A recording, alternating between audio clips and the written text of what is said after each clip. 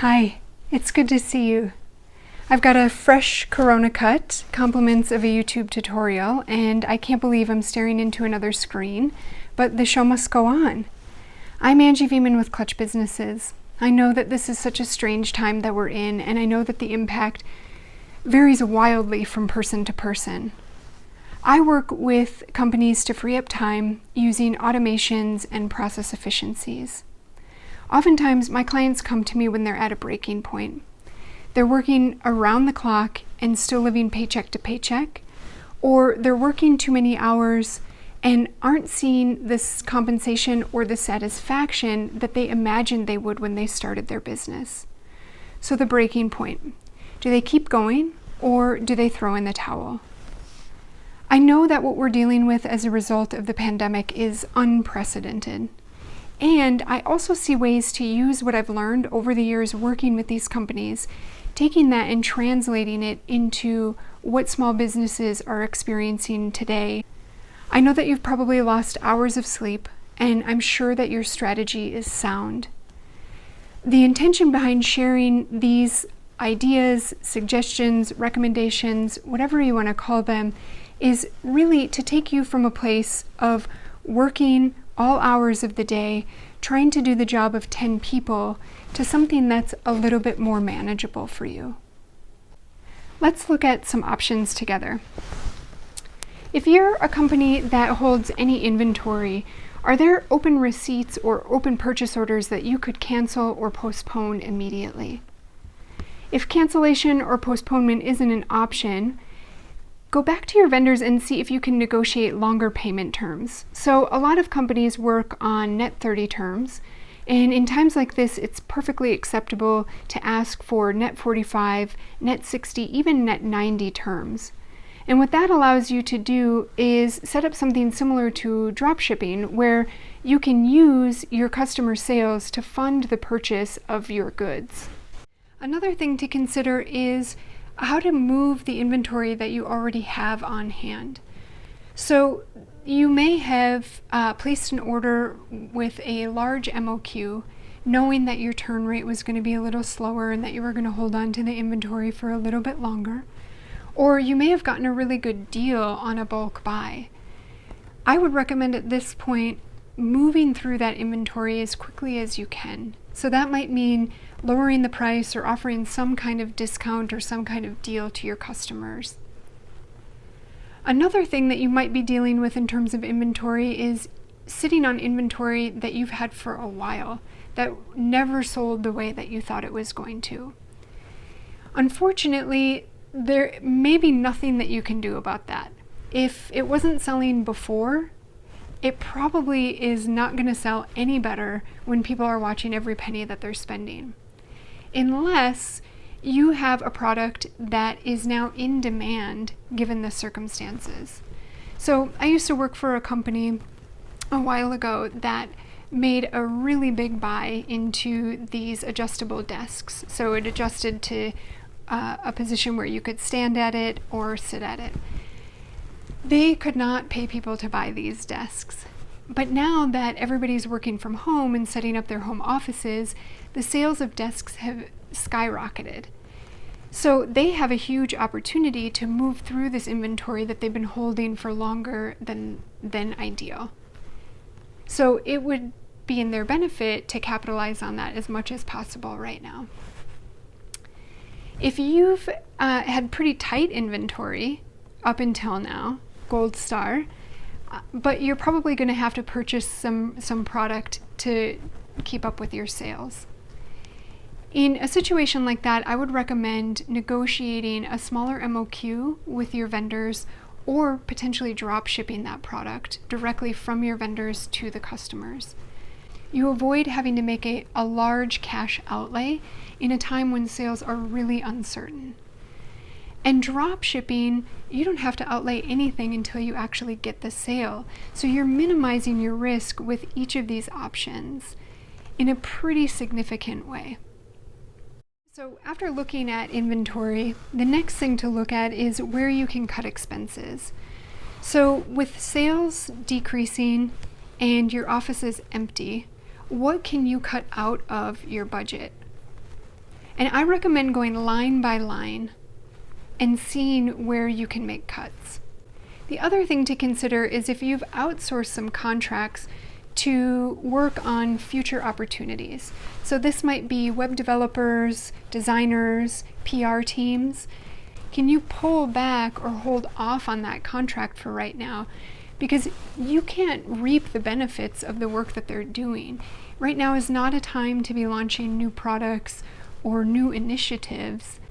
You really need to make the best of what you've got right now. Let's move from looking at what expenses you can cut to looking at why your sales are down. So what barriers are in place for your customers that they're no longer buying your product? A lot of companies are doing some really interesting things right now, things that they never would have done outside of this situation. And we can learn from those and apply them to our businesses, but it really depends on your specific client base. So if you find that your customers aren't buying your product right now because they're out of work and they don't have the money, is there a way that you can package your products together to make sense for a payment plan? Or can you delay when their first payment would be due? A lot of car dealerships are doing this right now, so that's a big enough purchase that people are just not willing to make it unless there's a big incentive for them to do so. So what they're doing is implementing payment plans where your first payment isn't due for 6 months after you purchase the car. And that's a pretty killer deal for people. You might also find that people aren't buying your products right now because they don't have a use for it. So if you own a supplement company and you're selling products to people to use after a hard workout at the gym, nobody's going to the gyms right now. They're all closed. And the workouts that they're doing at home are probably not as rigorous as what they're used to at the gym. Or you might own a retail store that focuses on selling clothes to people to wear to the office. And since nobody's going to the office right now, chances are they're not looking for clothes. In the case of the supplement company, there may be an at-home gym company that you could partner with so that you're packaging their product and yours. Maybe you develop a program to use along with that equipment and your supplements for people to follow so that they get to avoid the dreaded COVID-19 that everybody is worried about packing on during this time, and your sales will continue. In the case of the retail store, maybe there's an opportunity to utilize your existing relationships with your vendors. Oftentimes, they have products available that you don't usually offer to your customers, so maybe they have something more casual that still speaks to your same customer base. You don't have to invest the time and development and money into a new product, but you can still meet their current needs. And again, this might be a great opportunity to drop ship some product directly from your vendor to the customers. Another thing you might find is that your customers are actually scared to have your product delivered to their home. They don't want to be exposed to the virus if they don't have to be. So a lot of grocery delivery and food delivery companies are doing this now, where they're offering contactless delivery. So they drop the package at your door, they wait from afar to make sure that you got it, but there's no interaction with who's delivering your product to them. There's also an opportunity to educate your customers on the precautions and measures that you have in place at your warehouse to prevent this spread. So are your pickers and packers wearing gloves? Are they wearing masks? Are there other things that you're doing to protect both your staff and your customers? I haven't seen this, but it's something that I thought about. There's also an opportunity here to develop some kind of overpacking, so that when the product is dropped on somebody's step, the delivery driver removes that overpack and takes it with them. So what the customer touches when they bring it into their home is not the same thing that the 20 people along the supply chain touched in order for that product to arrive at their home. After looking at what you can do with your inventory, your expenses, and the barriers in place for your customers right now, the next stop is a little uncomfortable. So you'll likely be able to move the needle using what we've already talked about.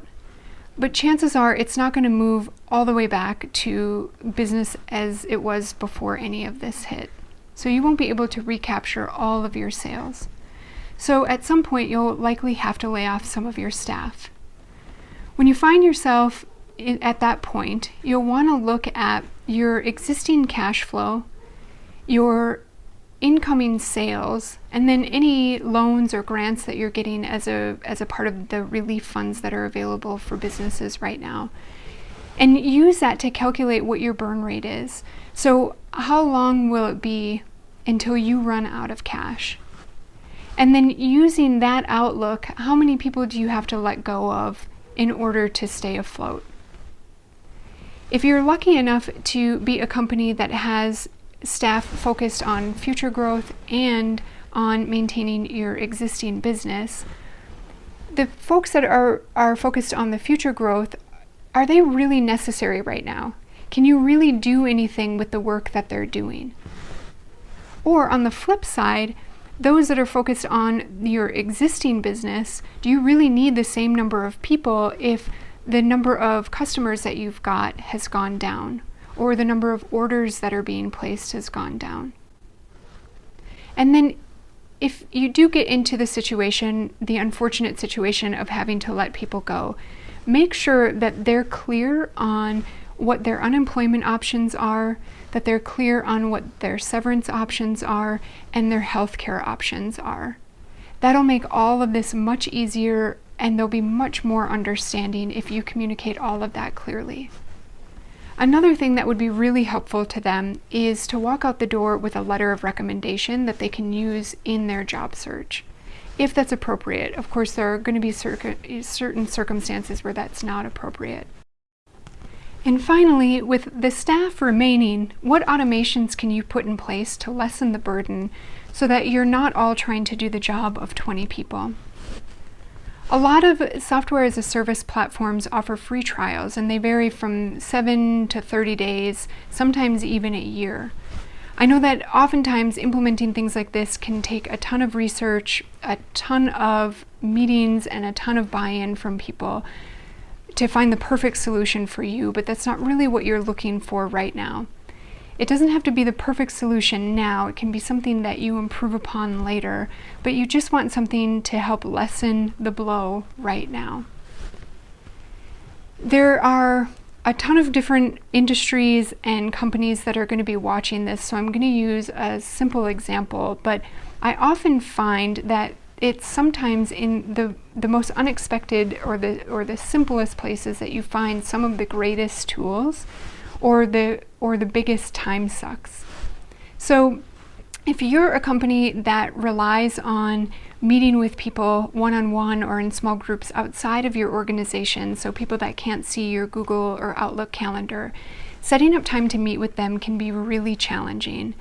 It often takes quite a few, sometimes up to 10 or even 20 emails back and forth, trying to find a time that works for everybody.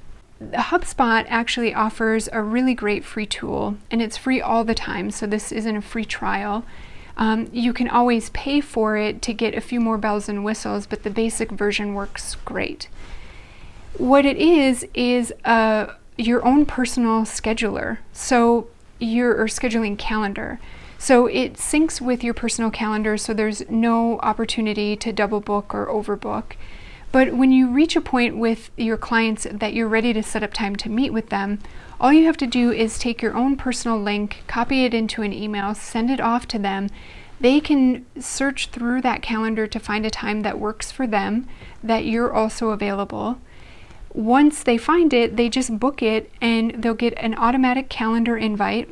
In that calendar invite, you can include automatically in advance any Zoom links or conference call information or the number that you want them to call you at when it's time, so that you don't have to worry about any of that. And finally, they will send a reminder email to both you and the person that you're meeting with, so that you're not wasting time on meetings that don't happen or tracking people down at the time that you're supposed to be meeting. Again, it's a really simple, basic automation or tool, but again, this is an area where I see a lot of people, including myself, lose so much time for something that's so basic and so easy. I hope you found some things that are relevant to your business or have sparked some insight or inspiration. And I also recognize that even sitting with some new, fresh ideas, it might be kind of overwhelming to figure out what to do with that, how to implement it, where to look, what to do with it. So if you find yourself there, by all means, please reach out. What would be a quick conversation between us would eliminate hours of time wasted. And it's really important for us to know that this is a wild, wild time, and you're not alone. You don't have to figure this out all by yourself. Please stay safe, please stay healthy, and please always remember, I believe in you and I believe in your business.